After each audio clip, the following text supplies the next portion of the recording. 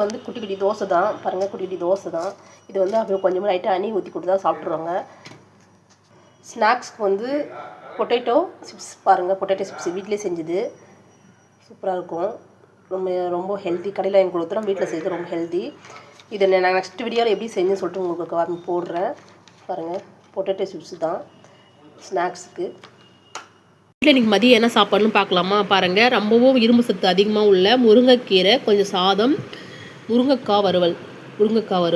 இப்போ இந்த முருங்கைக்காவை இது உள்ள வந்து குழம்பு வந்து இறங்கியிருக்கோம். அந்த வறுவல் பாருங்கள், அப்படியே இந்த விதையை பிச்சுட்டு கொஞ்சமாக 2 ஆனியன் வச்சு கொஞ்சம் சாதம் வச்சு சாப்பிட்டு பார்க்கலாம்.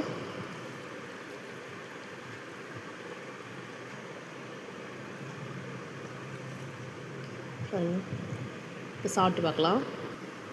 பாருங்கள், டேஸ்ட் உண்மையாக அவ்வளோ சூப்பராக இருக்குது. இந்த முருங்கைக்காவை நல்லா பிடிச்சி இப்படி தான் சாப்பிட்ணும்.